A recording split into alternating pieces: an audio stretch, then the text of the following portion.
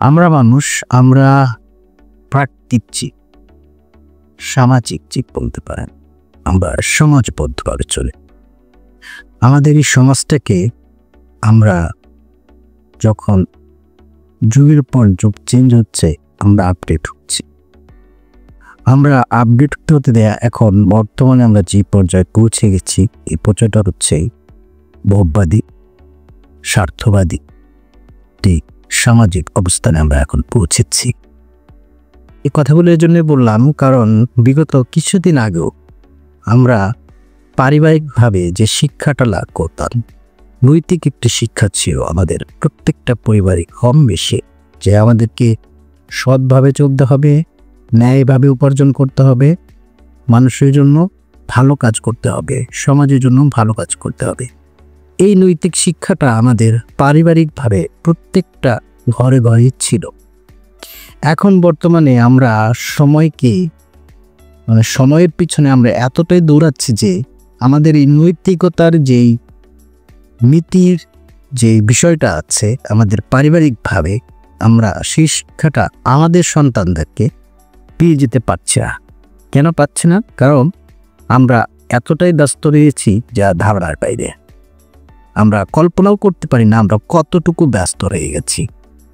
আমাদের পরিবার থেকে যেই শিক্ষাটা সমাজের জন্য, আমাদের সন্তানদের জন্য আমরা দিয়ে যাব, সেটাই হচ্ছে মূলত তাদের একটি শিক্ষণীয় বিষয়।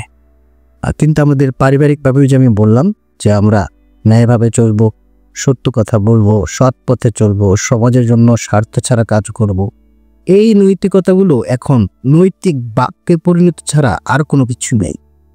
এগুলোর বাস্তবতা এখন নেই, কারণ এগুলো পারিবারিক যেই প্রত্যেকটা ঘরে ঘরে যে নৈতিকতাটা ছিল, সেই নৈতিকতাটা এখন দিন দিন উঠে যাচ্ছে। মানে আস্তে আস্তে বিলীন হতে হতে মনে হয় কোনো একদিন বিলীনই হয়ে যাবে, যদি না আমরা এখনই সেই পূর্বের অবস্থানে ফিরে না যাই।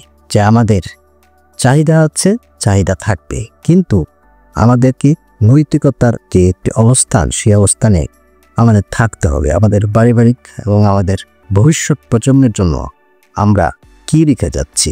আমরা নিজেরাই তো সময়ের পিছনে দৌড়াতে দৌড়াতে ক্লান্ত হয়ে যাচ্ছি। সময় আমাদেরকে এতটাই আপডেট করেছে যে আমরা এখন আর ঘুরে পিছনের দিকে তাকাতে পারি না, যে আমরা কতটুকু কি ছিলাম আর এখন কতটুকু কি আছি, আমরা কতটুকু নৈতিকতা পালন করছি, কিংবা আমাদের সমাজকে আমরা কতটুকু নৈতিকভাবে কাজ করছি। তো আমার বক্তব্য হচ্ছে এটাই, যে আমরা পারিবারিকভাবে যে নৈতিকতাটায় ছিলাম, এখন দিন দিন সেটা উঠে যাচ্ছে। ধন্যবাদ, ভালো থাকবেন। আশা করি পরবর্তী ভিডিওতে দেখা হবে ইনশাআল্লাহ।